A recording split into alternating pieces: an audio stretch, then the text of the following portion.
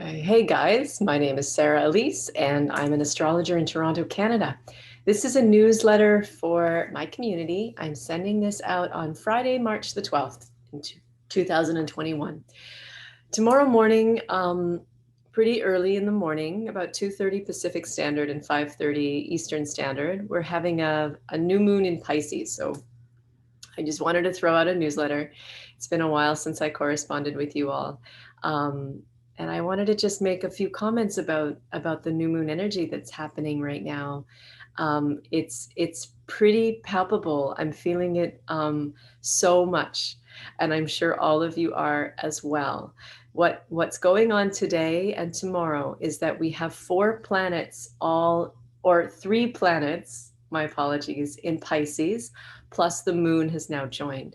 So we have Venus at 19 degrees of Pisces, Neptune at 20 degrees of Pisces, the sun at 22 degrees of Pisces today and 23 degrees tomorrow, and the moon will be joining at 23 degrees of Pisces for its conjunction in the morning. So that's a stellium of Piscean energy. Not only just Piscean energy, however. Neptune rules Pisces and Venus is exalted in Pisces. So Venus conjunct Neptune in Pisces on the sun and the moon is going to bring about a very particular quality of Pisces energy for us to enter into, explore, and dream in the next 24 hours or so, more than 24 hours, probably the next 48. I was feeling it very strongly last night, and all through the night, I kept receiving these dreams about the process of renunciation and sacrifice that Pisces goes through. See, Pisces is such an interesting archetype. It's the 12th archetype of the zodiac. So in order to make our way to Pisces, to get to that 12th archetype, we have to go through every human experience possible. Pisces is the completion. It's the wholeness. It's the place we get to once we've experienced all of the ego development, all of the fullness of self, and then we've experienced the deflation of self and the activation of relationship and engagement with the other. And then we've experienced the death of our ego and the relaxation of our human attachments, and we've experienced, our rise into responsibility and sovereignty and control and contribution, and then we've experienced our connection to the community, and we've gone through everything. We've gone through all of the suffering, we've gone through all of the joy, all of the beauty, all of the pain, and here we sit. The ocean of emotion opens up in Pisces. At some level, Pisces as an archetype has this potential to feel all of human emotion constantly. It has like this unlimited, it's almost, a tsunami of feeling and sensation, right? It perceives and picks up nuance and undercurrents, and it, at some level of its consciousness, is almost swept up in this dream, right? It experiences full immersion into the human dream. And this kind of Piscean energy can feel sometimes like hypersensitive, very, very almost like everything hurts, right? That it is such an acute level of sensitivity that it perceives threat in that sensitivity, because it does not have a kind of strong sense of itself as a form or as a person. It's so much a fish. It's so swimming and everything gets confused. There can be a sense of wanting to escape in Pisces archetype because it is so intense, right? And because it feels unsafe. But gradually, as Pisces, the lower self fish, starts to understand its opposite. There are two fish in Pisces. It's a dual archetype. So the two come together, each facing a different direction, and the fish are tethered together with a little string. So what that essentially is pointing us toward is the fact that there is this lower astral energy to Pisces, this very human inroad into the collective unconscious.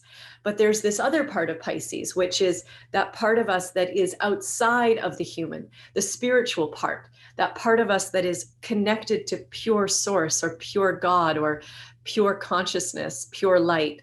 And in that part of Pisces, there is just this stillness or this clarity or this peace or this feeling of tranquility. And it's like a bliss state when you're reunifying at that level, right? There's just this, it's just love. I mean, it's so pure, the consciousness. So Pisces, depending on where its awareness is, can be very lost in the astral soup of what it is to be a human being, or it can be very detached and very in its higher self and in its spiritual self. And what Pisces is designed for, I guess, in essence, is to be able to hold both of these places at the same time, right? To be able to bring the spirit down into the form and unify them to achieve a state of wholeness as a human. So to be a human being who remembers their divine origin, and to be a human being who actually brings that divine origin all the way into the form, to purify and cleanse the astral field completely, and to stay in a state of compassionate bliss or compassionate self-remembering, so that, one can be a server on the planet, right? Pisces is called the savior of humanity, because it really at its highest walks through life from this state of grace where it just understands and has this unbelievably beautiful amount of love and compassion and tender care and devotion to the upliftment of humanity and the liberation of humanity from suffering. So it's a nice archetype, but it's a little complicated, and there's a lot of pain in Piscean archetype. I think people don't realize how painful it is here for a lot of people who run very deep Pisces energy. I'm one. I run a lot of Pisces energy because I have my sun and my south node and south node ruler all in the 12th house of Pisces, and Neptune opposes my sun, right? So I have this ability to perceive multidimensionally, which is just innate. And I have this, for the longest time, I didn't know where I started and where I stopped. I had to work toward getting familiar with the boundaries, right? Pisces, at some level of its consciousness, there's no awareness of boundaries. It's almost like everything is just molecules of energy, and your energy can go into anything else's energy and it can penetrate you. So it's literally like being in the water, right? It literally is like being one with everything or merged with everything in this big soupy dreamy mess of creative movement and emotion. So I had to figure out how to manage that. And then once I got my boundaries in place, and this is very much, you'll find this with any Piscean person. Once they can structure their consciousness, once they can discipline it, they can be a useful vehicle. But until that point, they're swimming, right? They're swimming in the undercurrents and they're just going with the flow, and it's a mess. So it requires a little bit of tethering and a little bit of consciousness, as do all things in life, truly. So what I wanted to tell you about today's new moon, or the next 42 hours or 48 hours, I should say, is that because we have Neptune and Venus coming together with the new moon, there's an offer being made for us. And for someone like myself who's really Piscean, it's normal to be in this flow. It's normal for me to be in this state. It feels comfortable. It's my nature, right? And for a lot of us, it's not. And because our entry point into the lifetime is just slightly different. We all have a different entry point, right? We all have a different evolutionary impulse. And so for those of us who are not necessarily as connected to that kind of higher realm or that magical, mystical woo-woo realm, the next 48 hours should bring you pretty close. I mean, this is an amazing opportunity for you to get in touch with your soul and with your spirit and with that part of you that does exist outside of the realm of human. Venus in Pisces conjunct Neptune. I can't underestimate the power of the gate, or the power of the invitation that is present right now. And, the invitation might feel like getting lost and swimming in a whole bunch of emotion, or going and wanting to do drugs and escape and be all woo. It might feel like that. Or it might feel like the ability to hold a sense of deep inner alignment and attunement to love. And it might feel like a real invitation to connect with that part of yourself that is in charge or in alignment with higher love. Higher love versus astral energy. These are two distinct states that are opportunities at this window. We can go into the astral energy, which is the woo-woo, swim, swim, swim of Pisces, or we can try and hold the container, hold our alignment, and let the energy come down and rest here, right? We can try and merge the lower and the higher today, and try and if we focus on the heart field, if we focus on the high heart, this chakra right here, and we try and like attune ourselves to the spaciousness, but with this as the reference point, and so we hold our focus more. That's the ability to kind of contain and channel grace, bliss, unity, oneness, togetherness, pure love. Like it's more of a spiritual universal energy. Okay, so this gate is open. There's this fusion of the upper and lower. Venus in Pisces fuses the upper and lower in a state of joy and bliss. So there's, regardless of your awareness of what's going on, enjoy the joy. Like the next 2 days should be like a deeper and deeper and deeper invitation into emotional states of beauty, love, bliss, and oneness. If you can activate it. Pisces requires you to go slow. It really does. It really requires you to stop. Because if you're a fish and you're constantly moving and the energy is constantly chaos, it's hard to capture the experience and hold it. You want to slow down and take time to contain what's going on, to perceive it from a place of stillness rather than just being caught up in the energy of it, okay? So sometime in the next 24, 48 hours, in fact, I would recommend doing this tomorrow morning upon awakening, because very few of us will be awake at 5:30 in the morning Eastern Standard or 2:30 in the morning Pacific Standard. We'll probably be sleeping. So when you wake up in the morning, know that you have just come through the gate of the new moon, and that there is a window, or there's an opportunity, or there's an invitation, like I said, to going into a place of reverence and stillness, and trying to merge that experience of the divine or of the sacred into your form, and to really make a conscious connection with your soul, with your spirit, with whatever deity or whatever kind of construct your mind works with in terms of spirituality. It doesn't matter. I mean, it's all the same, right? We all have a different language to get back to who we are and what our source is. So just take some time for yourself and do a little bit of meditation and a little bit of journaling and a little bit of exploration and whatever it takes, or spend some time in nature. Pisces is the very last sign of the zodiac. This new moon is the last new moon of our zodiacal year. So when we come to the very end of something, yes, there's an opportunity for us to dissolve back into oneness, but there's also an opportunity for us to do a review, right? Like a life review. After you pass through the pearly gates, so to speak, you look back over your lifetime and you make peace with the karma and you kind of capture the experiences.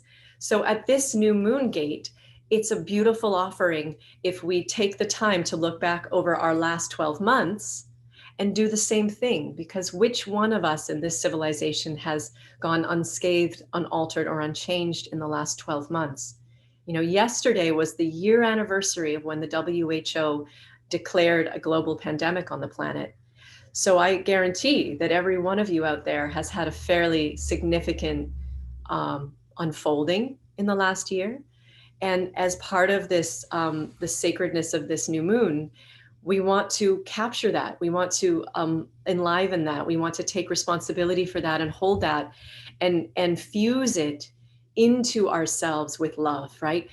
Take time to forgive, take time to respect, take time to honor, take time to hold and re-merge and clear anything that's remaining, right? And like the soul will hold on to any kind of traumatic energy that it is denying or rejecting or moving away from. That will become a imprint in your field. So at this time, we want to kind of hold the trauma, love the trauma, and reunify the trauma into the part of us that is source aligned, because that way we can return to wholeness without carrying anything through, right? Next month, in the month of Aries, we're going to have a brand new energy. It's going to be an uprising of fresh, and we want to start empty. We want to start right. We want to start pure. So this is that moment where we recapitulate, we collect, we embrace, we remerge, and then we bring it all back to source, and we just honor, and we respect, and we collect, and we give gratitude, and we hold that sense of ourselves as being individual within this universe, individual within source. And that's, I believe, the gift of this new moon. This is a wonderful new moon to make intentions around your spirituality or anything that feels like the energy of covenant. Okay. Pisces is that, to me, it feels like the place where the soul returns, right? It's that ascended master kind of energy. The soul literally comes back and says, I've experienced everything. I know it all. I know all of the suffering of humanity. I am now one. I am now free, but I choose to come back into this body. I choose to come back into this lower form, which I know is so painful, because I want to give of myself to others to help them wake up too, right? That's the energy of Pisces. So at this new moon, if there are places in you that are desiring of making a contract with your higher self, or pulling in like that feeling of, yes, I want to be more of service here, I want to help, or I want to do the healing work that's required so that I can, impact this greater energy more. I want to just honor the mystery even, or the magic in my life, and draw it in and feel it more acutely, more personally. Or I want to disassociate myself and live with more spiritual clarity rather than getting lost all the time in the astral soup or escapism. Whatever it is, this is the time for you to clear those intents, lay them out, and hold them and bring them in, okay? This is the final month. So it's like all about that spiritual attunement and attainment. All right, I'm going to leave you there. I hope this was helpful to you and useful. I'm definitely enjoying this energy of Pisces and the feeling of having my higher self literally come into the form, and understanding and like analyzing how it feels for the higher self to be in the body, the sensitivity that is. I mean, I'm finding this just a fascinating time to tune into. So I invite you all to do that with me. I invite you all to explore this and have fun with this. I think the archetypes are fun, and embodying them is amazing. This is magic, and it's available to all of us. So play with your day. Go out there and enjoy. And happy Pisces new moon. Bye.